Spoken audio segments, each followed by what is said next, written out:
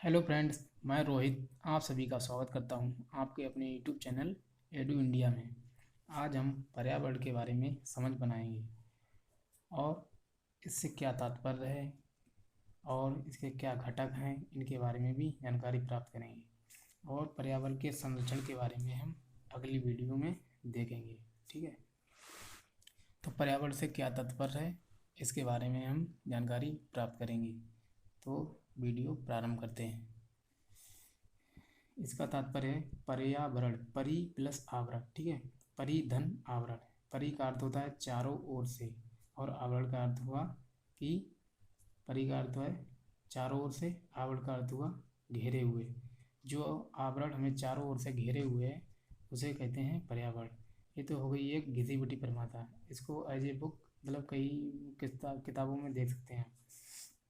लेकिन एक्चुअल में अगर परिभाषा दी जाए, इसका अर्थ दिया जाए, तो पृथ्वी पर पाए जाने वाले भूमि, जल, वायु, पेड़ पौधे एवं जीव जंतुओं का समूह जो हमारे चारों ओर है, इसे सामूहिक रूप से इवन मानव भी इसका मतलब पार्ट है। ठीक है, तो मतलब इस प्रकार के समूह को जो हमें चारों ओर है सामूहिक रूप से, उसको पर्यावरण कहते हैं। पर्यावरण के अंदर देखा जाए तो ये हो गया पर्यावरण। पर्यावरण इसके इसमें जलमंडल को भी मिलाते हैं। जलमंडल के थ्रू जो मछलियाँ होती हैं या जीव जंतु, जलीय जीव जंतु जो होते हैं, और जैसे झीलें हैं, नदियाँ हैं, झीलें, नदियाँ, समुद्र और जलप्रपात, जितने भी जलीय चीज़ें हैं वो उनको हम जलमंडल के थ्रू पढ़ लेते हैं पर्यावरण में।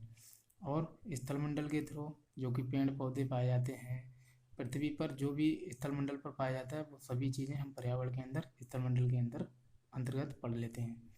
और वायुमंडल, वायुमंडल के अंतर्गत वायुमंडल के अंतर्गत जितनी भी प्रकार की गैसें हैं उनको हम पढ़ लेते हैं।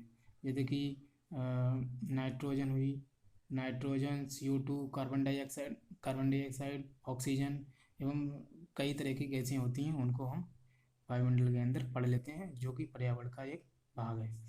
इस प्रकार से और जयमंडल भी पर्यावरण का भाग है।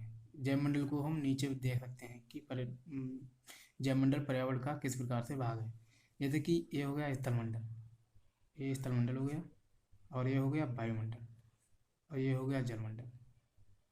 यदि इनमें से तीनों को अलग अलग देखा जाए, जैसे ये हो गया स्थलमंडल, ये हो गया वायुमंडल, ये हो गया जलमंडल, तीनों को अलग अलग देखा जाए तो स्थलमंडल पर केवल अगर स्थल ही है तो वहाँ पर मनुष्य जीवन नहीं जी सकता, क्योंकि मनुष्य के लिए स्थल भी जरूरी है, वायु भी जरूरी है और जल की भी आवश्यकता होती है। और यदि अकेले वायु वायु को देखा जाए वायुमंडल के अंतर्गत, तो केवल यहाँ गैसें हैं, तो यहाँ भी मनुष्य सर्वाइव नहीं कर सकता। और यदि देखा जाए जलमंडल के थ्रू, तो जल के अंदर भी, हालांकि मनुष्य को जल की ज़रूरत होती है, लेकिन केवल जलमंडल के थ्रू मनुष्य नहीं जी सकता। इस प्रकार जिस प्रकार ये तीनों एरिया दिखाए जाते हैं, जैसे कि वहाँ पर स्थल भी होना चाहिए, स्थल, वहाँ पर वायु भी होनी चाहिए, और वहाँ पर जल भी होना चाहिए। जिस स्थान पर ये तीनों चीज़ें प्राप्त हो जाती हैं, वहीं मनुष्य, वहीं जीवन होता है, और वहीं मनुष्य अपना जीवन यापन कर सकता है। इस प्रकार क्या कहे, पृथ्वी इसका एक बहुत ही महत्वपूर्ण उदाहरण है। पृथ्वी पर तीनों चीज़ें ही पाई जाती हैं, वायु भी पाई जाती है, और स्थल भी हैं, और जल की भी प्राप्ति है। इस प्रकार पृथ्वी हमारा, इसका मतलब बहुत ही महत्वपूर्ण उदाहरण है। इस प्रकार इसके घटक पढ़ लेते हैं। जैसे कि घटक इसके हुए, एक जैविक है और दूसरा अजैविक। जैविक को बायोटिक कहते हैं और अजैविक को एबायोटिक।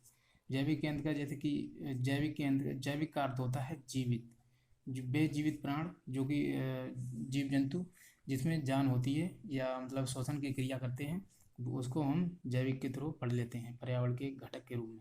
जैसे कि पेड़ हुए, पौधे हुए, वनस्पतियाँ हुई, पशु हुए, मानव हुआ, और इत्यादि प्रकार के जो मतलब जिसमें श्वसन की क्रिया होती है, उन्हें हम जैविक के अंतर्गत पढ़ लेते हैं। और अजैविक के अंतर्गत जिनमें जिनमें श्वसन की क्रिया नहीं होती है, जैसे कि वायु है, जल है, इत्यादि भी इसके उदाहरण हो सकते हैं। और ये इम्पोर्टेंट है, जो वायु है, जल है, ये अजैविक के अंतर्गत पढ़े जाते हैं, और ये पर्यावरण के घटक हैं। इस प्रकार के घटक के रूप में एक और प्रकार से बांटा जा सकता है, जैसे कि प्राकृतिक हो गए, प्राकृतिक और मानव निर्मित। प्राकृतिक और मानव निर्मित के रूप में अगर देखा जाए, जो प्रकृति द्वारा प्रदत्त मानव को प्राप्त हैं उन्हें हम कहते हैं प्राकृतिक, और जो मानव ने स्वयं बनाए हैं, उसका निर्माण किया है, उनको हम मानव निर्मित के अंतर्गत घटक पढ़ लेते हैं। जैसे कि पेड़ हुए, पेड़ पौधे मानव ने तो नहीं लगाए, पेड़ पौधे प्रकृति द्वारा मनुष्य को देखने को मिलते हैं। और जल हुआ, जल भी मानव द्वारा नहीं है। वायु है, ये भी मानव द्वारा नहीं, ये सब प्रकृति में हमें मिलते हैं। ठीक है, तो पेड़ हुआ, जल हुआ, वायु है, इत्यादि मतलब जो इत्यादि जो हैं वो प्राकृतिक घटक के रूप में हम पढ़ लेते हैं। मानव निर्मित में हुआ, जैसे कि मानव जो बनाता है, सड़क हुआ, भवन हुआ, इत्यादि प्रकार के, जैसे प्रयोगशालाएं हुई, लैब्स होती हैं, उनको मतलब मनुष्य ही बनाता है। मतलब इत्यादि उदाहरण इसके हो सकते हैं। तो मानव निर्मित के अंतर्गत जो मानव बनाता है, और प्राकृतिक के अंतर्गत जो प्रकृति द्वारा हमें मिले हैं। इस प्रकार हमको कह सकते हैं कि इसके जो महत्वपूर्ण हमने उदाहरण बता चुके हैं आपको। प्रकृति, एक बार इसका रिवीजन कर लेते हैं। जैसे कि इसका तात्पर्य क्या हुआ कि परिधन आवरण, जो आवरण हमें चारों ओर से घेरे हुए, उसे पर्यावरण कहते हैं। और इसको विस्तारित रूप से अगर देखा जाए तो पृथ्वी पर पाए जाने वाले भूमि हुए, जल, वायु, पेड़ पौधे, जीव जंतु, मनुष्य हुआ, जो हमारे चारों ओर है, सामूहिक रूप से उसे पर्यावरण कहते हैं। सामूहिक रूप से उसे पर्यावरण कहते हैं। और जैसे कि जलमंडल, पर्यावरण के चारों अंग माने जा सकते हैं। जलमंडल हुआ, स्थलमंडल हुआ, वायुमंडल हुआ, और ये तीनों ही जहाँ मिलते हैं उसे हम जैवमंडल कहते हैं। इस प्रकार से जैवमंडल भी पर्यावरण का भाग हुआ। ठीक है, इधर देख सकते हैं। और पर्यावरण के घटक तो बता ही चुके हैं कि जैविक हुआ, अजैविक हुआ। जैविक मतलब जीवित, अजैविक मतलब अजीवित। जो अजीवित जैसे कि वायु हुई, जल हुई, इत्यादि भी उदाहरण हैं इसके। और प्राकृतिक एवं मानव निर्मित के रूप में भी पढ़ सकते हैं, जैसे पेड़, जल, वायु ये हो गए प्राकृतिक, मानव निर्मित सड़क, भवन इत्यादि ये हो गए अप्राकृतिक। ठीक है, इस प्रकार से इसके संरक्षण के बारे में पढ़ लेते हैं कि पर्यावरण को किस प्रकार से संरक्षित किया जा सकता है। पर्यावरण को वैश्विक स्तर पर भी मतलब संरक्षण किया जाता है, एवं भारत एवं अपने देश के स्तर पर भी संरक्षण किया जाता है, क्योंकि पृथ्वी एक अमूल्य संपदा है, और इसको संरक्षण करने के लिए मतलब कई सारे प्रयास किए जाते हैं वैश्विक स्तर पर एवं भारत के स्तर पर। तो इस प्रकार इनको पढ़ लेते हैं। जैसे एक हुआ था स्टॉकहोम सम्मेलन। स्टॉकहोम सम्मेलन ये स्वीडन में हुआ था, और 1972 में हुआ था। ये सतत विकास पर आधारित एक प्रथम पर्यावरण सम्मेलन था। और इसको 1972 में हुआ था, ये स्वीडन में हुआ था। 5 जून 1973 से जो इसके स्टॉकहोम सम्मेलन में जितने भी सदस्य शामिल हुए थे, उन्होंने 5 जून 1973 से इस दिवस को, जो पर्यावरण दिवस मनाया जाता है 5 जून को, उसको 5 जून 1973 से मनाना प्रारंभ कर दिया था। लेकिन 1974 अगले साल ही, एक साल बाद 1974, 5 जून 1974 के पूरे विश्व ने 5 जून 1974 को जो है पर्यावरण दिवस मनाना प्रारंभ किया था। और 5 जून 1973 को जो इसके सदस्य लोग शामिल हुए थे, उन्होंने मतलब प्रारंभ किया था मनाना। और आगे बढ़ते हुए पृथ्वी सम्मेलन, इसको Rio+20 भी कहते हैं। Rio+20 क्योंकि ये रियो डी जेनेरियो ब्राज़ील का एक शहर है, वहाँ हुआ था, और इसे पृथ्वी सम्मेलन के नाम से भी जाना जाता है। ये 1992 में हुआ था ब्राज़ील के अंतर्गत। और इसके अंतर्गत एक लेख भी प्रकाशित हुआ था, आवर कॉमन फ्यूचर। ये मतलब बहुत ही महत्वपूर्ण लेख था। और इसके अंतर्गत पृथ्वी सम्मेलन के अंतर्गत UNFCCC इसका भी संगठन हुआ था, इसकी स्थापना हुई थी। UNFCCC इसकी फुल फॉर्म में मैंने लिखी है, नीचे लिखी हुई है, United Nations framework convention on climate change. इसकी एक पेपर में इसकी फुल फॉर्म पूछी गई थी, तो ये इंपॉर्टेंट हो जाता है। ये जिनेवा में इसका हेडक्वार्टर है। और कॉप की भी स्थापना इसी सम्मेलन के अंतर्गत हुई थी। पृथ्वी सम्मेलन के अंतर्गत पहली बैठक इसकी हुई थी। कॉप का अर्थ होता है कॉन्फ्रेंस, मैंने लिखा है यहाँ पर, कॉन्फ्रेंस ऑफ पार्टीज। इसकी फुल फॉर्म है, देख सकते हैं। और COP24 जो हुआ था वो पोलैंड के काटोवाइस में हुआ था, और 24 हुआ था पोलैंड के काटोवाइस में। पोलैंड एक देश है, उसका जो शहर है वो काटोवाइस है, वहाँ हुआ था पोलैंड का। और इसके बाद देख लेते हैं क्योटो प्रोटोकॉल। ये बहुत ही महत्वपूर्ण प्रोटोकॉल है, ठीक है।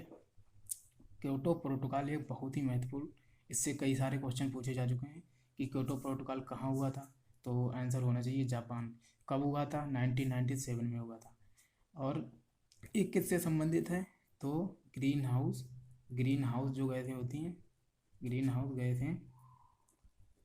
गैसों को मतलब कम करने के लिए ये सम्मेलन हुआ था, क्योंकि ग्रीन हाउस गैसें ही मतलब ग्लोबल वार्मिंग के लिए जिम्मेदार होती हैं।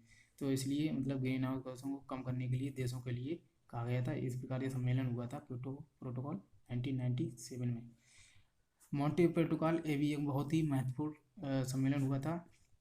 मॉन्ट्रियल जो कि कनाडा का एक शहर है, तो वहाँ हुआ था 1987 में हुआ था, और ये कनाडा में हुआ था।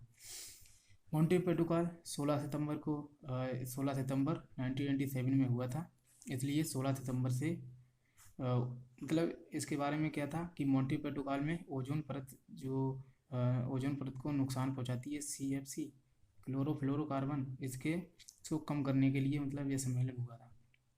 इसको कम करने के लिए ये सम्मेलन हुआ था, क्योंकि CFC जो क्लोरोफ्लोरोकार्बन ओजोन परत को नुकसान पहुंचाती है, इसलिए ये सम्मेलन हुआ था। 16 सितंबर से ये पूरे विश्व में मनाया जाने लगा। और आगे बढ़ते हुए भारत के स्तर पर हुआ था 1985 में पर्यावरण एवं वन मंत्रालय की स्थापना हुई थी। 1985 में पर्यावरण एवं वन मंत्रालय की स्थापना। वर्तमान में इसको पर्यावरण वन एवं जलवायु परिवर्तन मंत्रालय कर दिया गया है, ये लिखा हुआ। और नंबर 2, 1986 में हुआ था पर्यावरण संरक्षण अधिनियम। ये भी कई प्रश्नों मतलब पेपरों में पूछा जा चुका है कि पर्यावरण संरक्षण अधिनियम कब हुआ था, तो 1986 में। और 1988 में क्या हुआ था? राष्ट्रीय वन नीति आई थी 1988 में। इसके अंतर्गत ये कहा गया था कि किसी भी देश के स्तर पर, जैसे कि अपना भारत हुआ, भारत में टोटल 100% है। भारत में जैसे टोटल 100% एरिया है, 100% में से 33% जो है वो वृक्षों से आच्छादित होना चाहिए, तो वहाँ पर ग्लोबल वार्मिंग एवं जलवायु परिवर्तन का खतरा नहीं रहता है, इस प्रकार। और 2002 में आया था जैव विविधता संरक्षण अधिनियम आया था, और 2002 में ही राष्ट्रीय जल नीति आई थी। और जब इसके बाद 2004 में क्या हुआ था? राष्ट्रीय पर्यावरण नीति आई थी। ये आप डायरेक्ट पढ़ सकते हैं और इनसे क्वेश्चन पूछे जाते हैं। 2010 में NGT आई थी, नेशनल ग्रीन ट्रिब्यूनल, जिसको हिंदी में कहते हैं राष्ट्रीय हरित प्राधिकरण। ये भी पर्यावरण के हित में मतलब काम करती है।